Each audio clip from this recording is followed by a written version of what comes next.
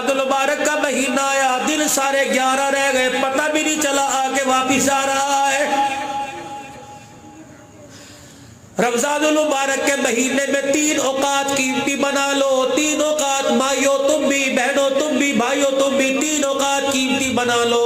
1 گھنٹہ سحری کے وقت کا قیمتی بنا لو، 1 گھنٹہ فجر کی نماز کے بعد کا قیمتی بنا لو، 1 گھنٹہ افطاری کے وقت روزہ کھولنے کے وقت کا قیمتی بنا لو۔ میرے عزیزو 4 سوا 4 4 10 پر اللہ اکبر سحری کا وقت ختم ہو رہا ہے، 4 یا 5 منٹ پر، کیونکہ 2-4 دن چکر میں گزرے، ٹائم کا میں پتہ کوئی نہیں۔ میرے عزیزو سحری بند ہو رہی ہے، اللہ اکبر، جب 3:30 بجے اٹھتے ہو 3 بجے اٹھ جاؤ، جلدی سے وضو کر کے مصلی پر آ کر بیٹھ کے دکھا دو اور جھولی پھیلاؤ، ندامت کے آنسو بہاؤ۔ 3 کام کرو۔ پہلا کام، لمبی نماز پڑھو، لمبا قیام ہو، لمبا رکوع، لمبا سجدہ ہو، اللہ اکبر۔ دوسرا کام قرآن کی تلاوت ہو، تیسرا کام استغفار کی کثرت ہو، کالی کملی والے پر درود شریف ہو۔ پھر ہاتھ اٹھانے کا طریقہ کیا ہے؟ یوں کر کے اپنے ہاتھ کا چلو بنا لیا، اپنے سر کو جھکا لیا، اپنی داڑھی اپنی ٹھوڑی مارے ندامت کے اپنے سینے کے ساتھ لگا لی،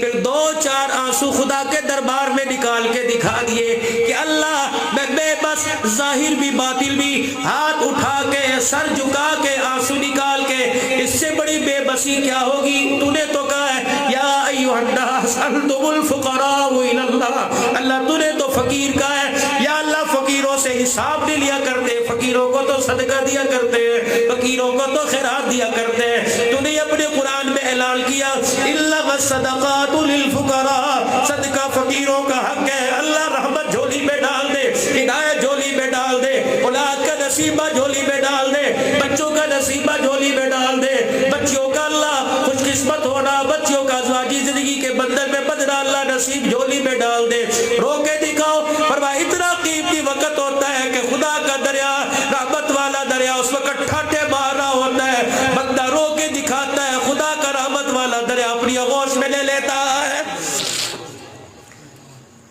پھر اللہ کی نعمت سحری کھا لی، فجر کی نماز کے بعد 1.25 گھنٹے کے بعد سورج نکل جاتا ہے، اس 1.25 گھنٹے میں فرمایا فجر کے تہجد کے وقت اسے دینے کا وقت ہے، فجر کے وقت لینے کا وقت ہے۔ پھر قرآن کریم کی تلاوت ہو، رحمت والے نبی پر درود شریف ہو، اس نیت کے ساتھ بیٹھ کے، بیٹھا تو سن لائٹ ٹون میں ہے، بیٹھا تو رحمان پورے میں ہے، بیٹھا تو اپنے گھر کے کمرے میں ہے، آنکھیں بند کر کے تصور میں چلا جا، اس وقت ڈرائنگ روم میں نہیں بیٹھا بلکہ حضور کے روزے کی جالیوں کے سامنے بیٹھا ہوا ہو، تصور میں اپنے آپ کو ظاہر باطن کے اندر مدینہ کر دے، پھر آنکھیں بند کر کے سنہری جالیوں کا تصور سامنے لے آ، پھر درود شریف پیار ادب سے محبت کے ساتھ پڑھ، اور یہ تصور کر کے میں پڑھ رہا ہوں کملی والا میرا درود سماعت فرما رہا ہے، میں درود شریف پڑھ رہا ہوں، درود پاک کا جواب بھی آ رہا ہے، بدلے میں مجھے سلام بھی مل رہا ہے، کملی والا روزہ انور سے مجھے سلام بھی فرما رہا ہے، اس نیت کے ساتھ پڑھو۔ رب کعبہ کی قسم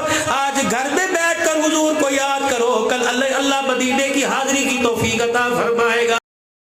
ایک کام اور کر لو، چلو میرے بھائی میرے پاس اتنی ہمت نہیں میں کسی غریب کو اپنی عید میں شامل کر سکوں، میں کسی کو اپنی کمائی سے جوڑا دے سکوں، روزانہ 20-25 روپے، روزانہ 50 روپے اپنے گلک میں ڈالتے رہو، 8 دن کے بعد دیکھو کتنے پیسے، 15 دن کے بعد دیکھو کتنے پیسے، 20-22 دن کے بعد دیکھو کتنے پیسے، مارکیٹ میں جاؤ ایک جوڑا خریدو اور اس انداز سے مستحق کے ہاتھ میں دو کہ تجھے دیتے پتہ نہ لگے اسے لیتے پتہ نہ لگے، تمہارے دونوں کے کام کو عرش والا دیکھ رہا ہے۔ میرے عزیزو اس انداز سے دیکھیا، فرمایا وہ زکوٰۃ بہتر نہیں جو لوگوں کو بلا کر ان کے دروازے سے بلا کر اپنے دروازے پر کھڑا کر کے دی جائے، زکوٰۃ وہ بہتر ہے جو لوگوں کے دروازے پہ جا کے دی جائے تاکہ لینے والے کی عزت نفس مجروح نہ ہو۔ فرمایا دینے والا لینے والے کے ہاتھ میں نہ پکڑائے تاکہ اس کا ہاتھ نیچے نہ آ جائے، احساس معرومی کا شکار نہ ہو جائے۔ اگر اس کا ہاتھ نیچے آ گیا، تیری زکوٰۃ لیتے ہوئے اس کی آنکھ میں آنسو آ گیا اور اس کی آنکھ سے آنسو اس غرض سے نکلا الہی کاش میں بھی دینے والا ہوتا، میرا ہاتھ نیچے نہ ہوتا۔ فرمایا تکبر نہ کرنا،